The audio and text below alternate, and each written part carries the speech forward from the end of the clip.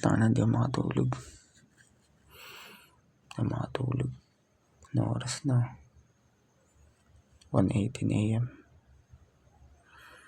Alauna na madaling araw. Hindi ako makatulog. Ewan ko, putang ina. Parang parang ang pangat ng buhay ko eh. Parang ang pangat ng buhay ko. Alam mo yung tipong yung bata ka pa. Dami mong pangarap. Dami mong gustong gawin. Dami mong gustong matutunan. Tapos nandiyan yung putang inang tatay mo. Nandiyan yung putang inang tatay mo. Putang inang tatay na yan. Binago ako eh. Lahat ng pananakit niya. Lahat ng mga pananalita niya.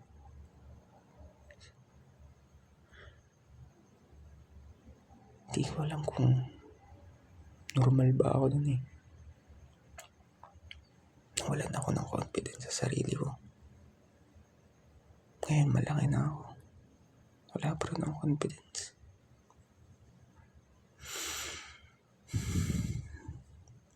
Nawalan ako ng confidence. Nawalan ako ng tiwala sa sarili ko.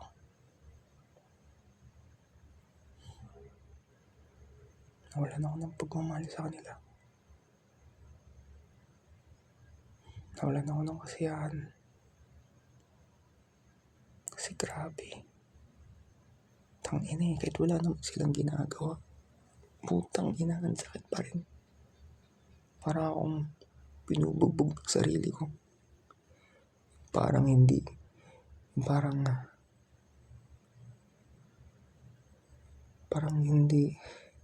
matigil-tigil sa sarili ko, yung sa damdamin ko. Parang hindi matigil-tigil yung sakit na nararamdaman ko. Putang inang yun, alauna pa rin. Alauna ng madaling araw, putang inang yun, hindi ako makatulog. Iniisip ko kung maganda ba yung buhay ko. Ini-enjoy ko ba yung buhay ko. Sinisisi ko sa lahat. Sinisisi ko sa pamilya ko lahat. Sinisisi ko sa kanila. Putang ina. Sinisisi ko lahat. Lahat ng pagkakamali ko, sinisisi ko sa kanila. Lahat na nangyayari sa akin masama, sinisisi ko sa kanila. Kasi hindi ako magkakaganito kung hindi sila sa ganyan.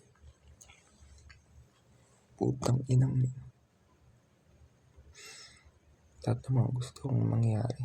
Lahat ng mga gusto kong magawa ng bata ko, hindi ko nagawa. Kasi hindi na ako ganun. Hindi na ako yung sarili ko eh. Puno na ako ng hiya. Puno na ako ng galit. Puno na ako ng galit. Ngayon, matanda na ako. Punong-puno pa rin ako ng galit. Hindi mo tanggal sa pagkatao. Parang nakaukit na sa akin eh. Putang inang yan. Galit ako po. Inang inang gusto kong sumigaw. Okay ng inang yan. Kaputang inang mga animal. Kaganina nga lang eh. Mga 20 minutes or 10 minutes. Ang inang yan. Inuulit na sana mamatay na yung tatay ko. Sana mamatay na talaga. Putang ina. Kasi alam mo, pag naandyan siya, halos di ako makababa sa sala. Nasa kwarto lang ako palagi.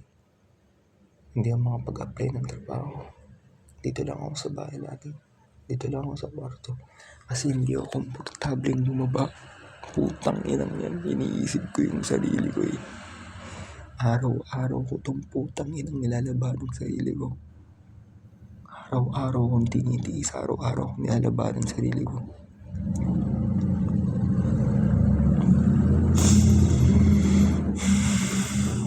Putang inang yan. Ang hirap na ng ganito. Putang ina. Hirap na ng ganito. Putang ina. Hindi ka na talaga komportableng bumaba. Hindi ka na talaga komportableng makita yung mga putang inang yan. Dito lang ako sa putang inang kwarto. Nabubulok na ako dito. Napakalaki ng galit ko, putang ina. Gusto kong sumigaw, putang ina. Gusto kong sumigaw.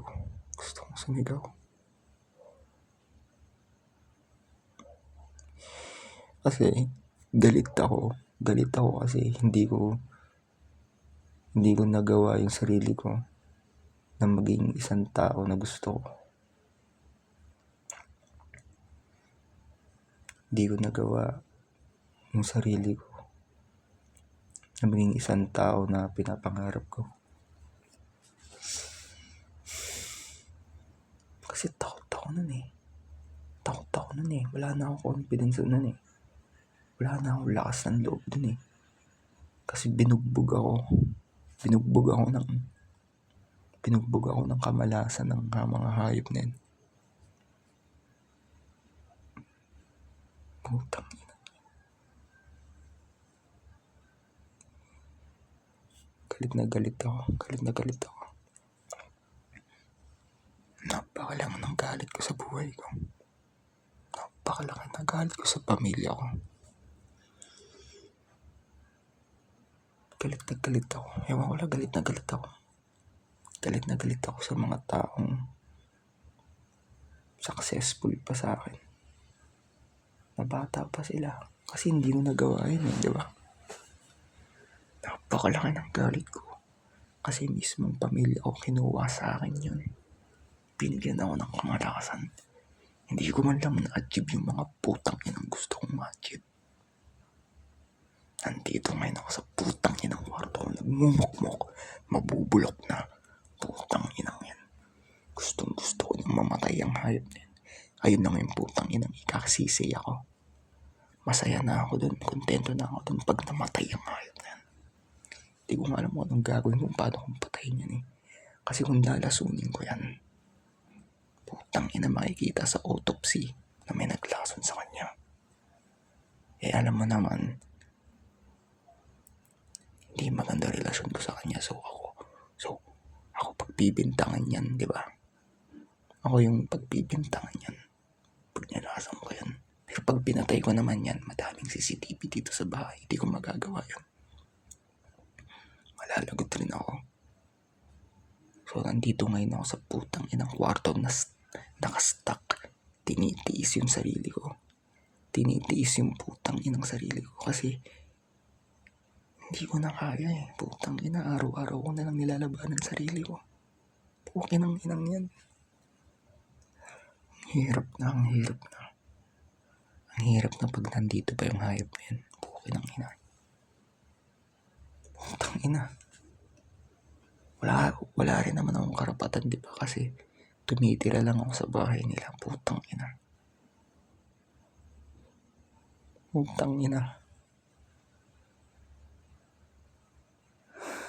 Hindi ko na kaya. Putang ina. Ewan ko kung pag-iisip ko na ito eh. Ewan ko kung may problema na ako sa pag-iisip eh. Pero sa akin lang, wala akong problema sa pag-iisip. May problema ako sa nararamdaman ko. Kasi hindi maalis-alis yung putang inang galit eh. Hindi maalis-alis yung galit ko, putang ina. Tangina, araw-araw ko na lang tinitiis. Araw-araw na lang ako dito nakamukmok sa kwarto. Kahit wala naman silang ginagawa.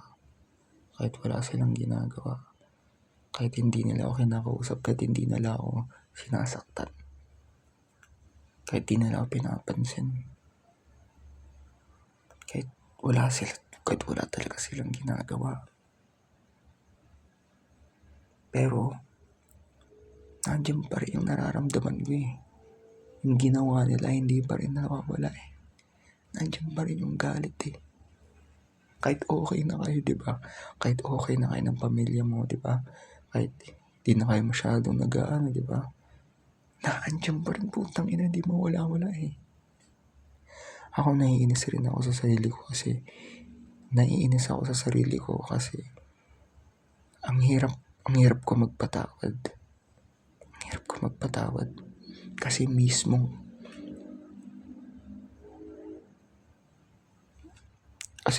sila kumuha ng pangarap ko, yung alam yan. Sila yung kumuha ng potensyal ko. Sana makakamit ko din, di ba?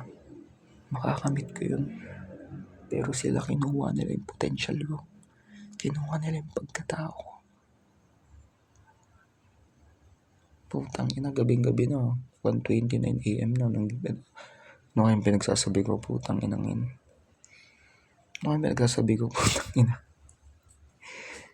January 5, 1:29 AM. Tang inang yan. Di kasi men.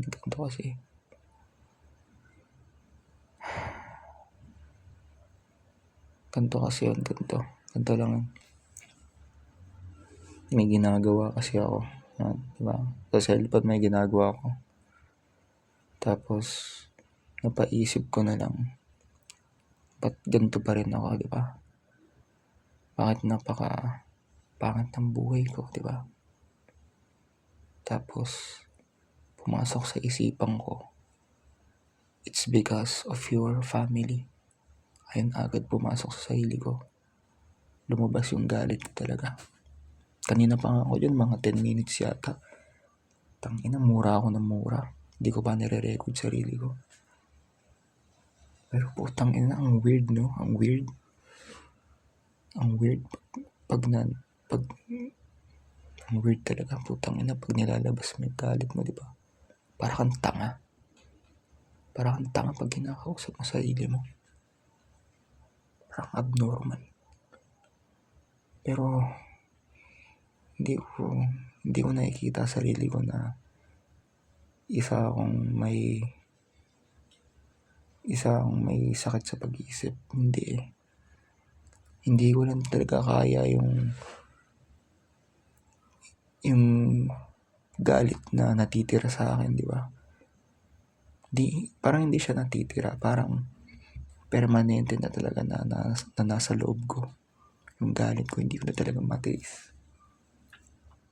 Nandyan pa rin. Kaya minsan sinasabihan akong baliw, abnormal, sinto, retarded. Mga ganun pinagsasabi nila, hindi totoo yun. Tangina, galit ako po. Putang ina yan. Di ko alam kung normal ako, putang ina eh. Gusto ko talaga umiyak. Pero di ko magawa, putang ina yan, ewan ko.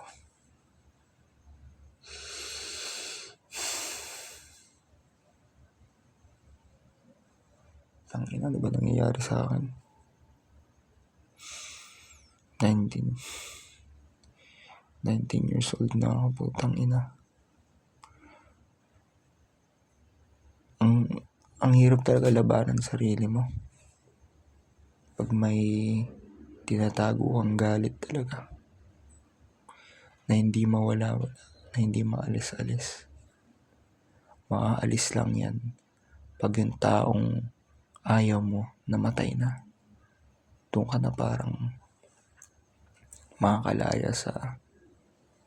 makakalaya sa presintong ginawa mo, di ba? Yung presinto na yon, galit yun.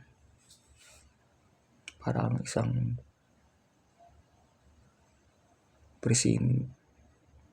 parang nakatira sa isang presinto na puno na ng galit. Putang ina. Ikasisi ako pa nga na mawala yan eh. Magiging masaya ako. Kontento na ako dun. Pero hindi ako kontento sa sitwasyon ko. May pangarap ako eh.